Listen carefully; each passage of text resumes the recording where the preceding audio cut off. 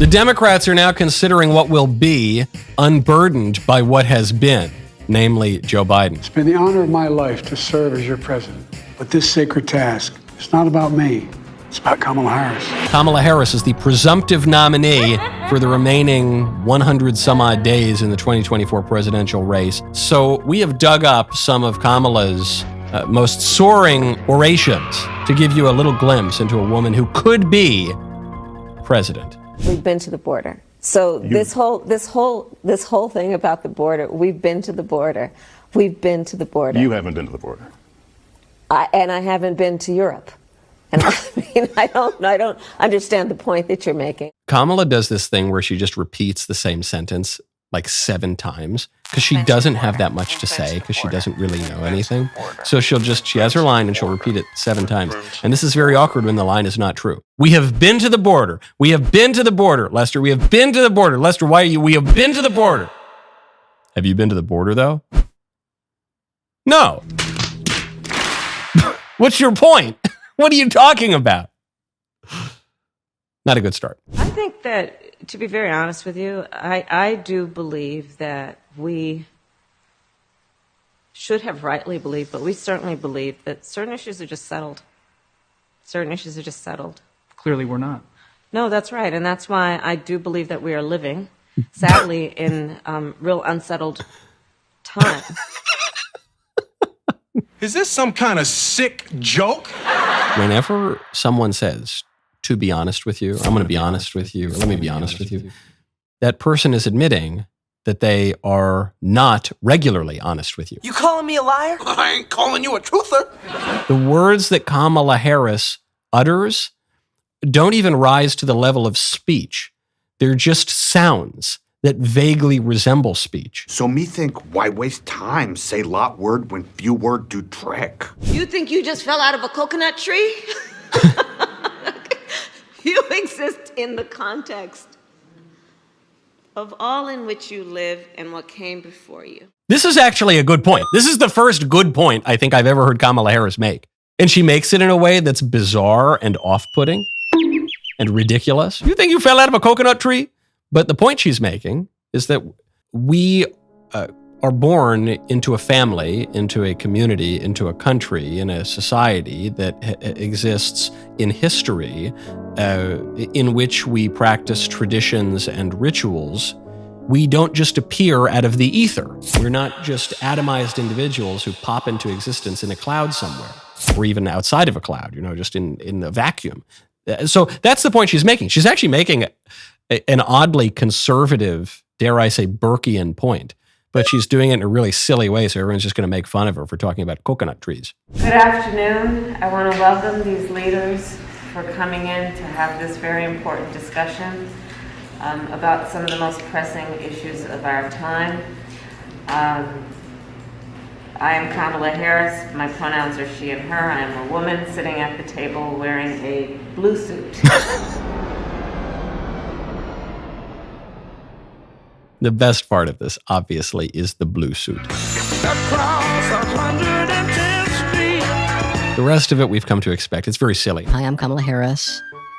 I am a woman. The pronouns for a woman are she, her. You have to explain all of these things that 3-year-olds knew intuitively until about 5 minutes ago. But then my favorite part is, and I'm wearing a blue suit. Do you like my blue suit? Nope. Now, why is she doing this? The liberals will tell you she's doing this in order to paint a picture for blind people. If you're blind, you can't tell what color suit she's wearing, so she wants to tell you that. But who cares? Why do the blind people need to know what color suit she's wearing? I would tell you to kiss my ass too, but you probably can't find it, you blind motherfucker. In the world of Kamala Harris, there is only the superficial. There is nothing deeper. There are just appearances and accidents and superficial trivialities. It's all facade, but there's nothing behind the facade. It's just a desert. It's like there's this big, it's not even that big. It's a semi-impressive facade in front of an arid desert that contains nothing. That's a great image of Kamala Harris. Right now, go to expressvpn.com/Michael, letter Y, letter T. Social media companies get to decide what content is suitable for us and censor whatever they don't like, but you can control their access to your data. That is why I use ExpressVPN. Big tech companies censor what you read and track what you do online. They use these data to serve you ads and can match your activity to your offline identity using your device's IP address. When I use ExpressVPN, these tech companies can't see my IP address. My identity is masked and anonymized by a secure VPN server, plus ExpressVPN encrypts 100% of your data to protect you from hackers and internet bad guys. ExpressVPN's software takes 1 minute to set up on your computer or phone. You tap one button, you're protected. It is so simple.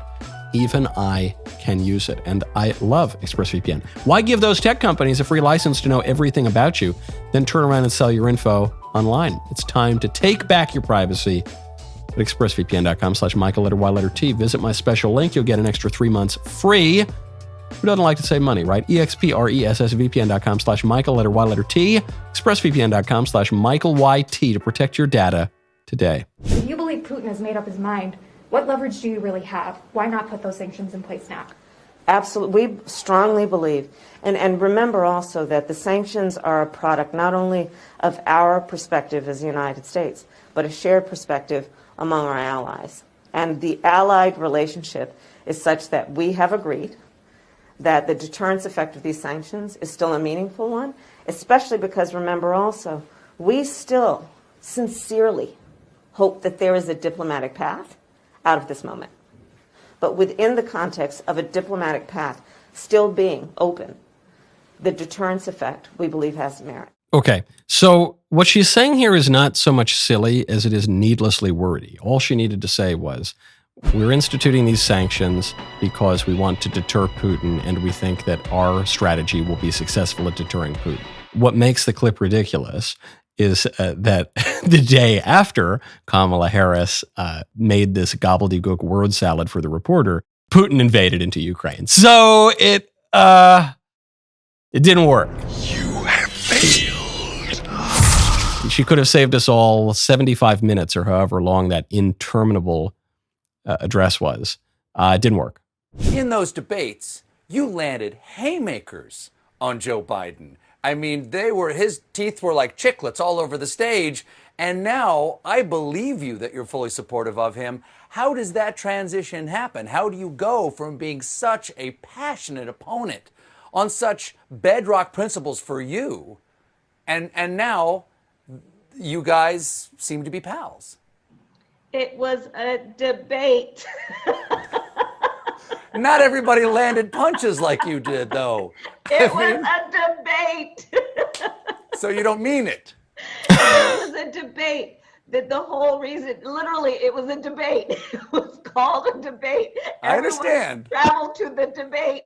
I remember this when it happened, but good on Colbert. He was trying to help her out. He was he said, look, there's this obvious question here. Your whole campaign, in as much as you had a campaign, was about how Joe Biden's a big racist and kept you off a school bus when you were a little kid because you're black.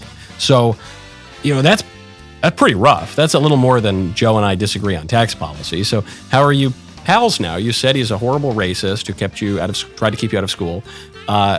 Tell me about how you came together. It was a debate. And she has no answer. She goes, ha, ha, ha, ha, ha, ha, it's a debate, debate.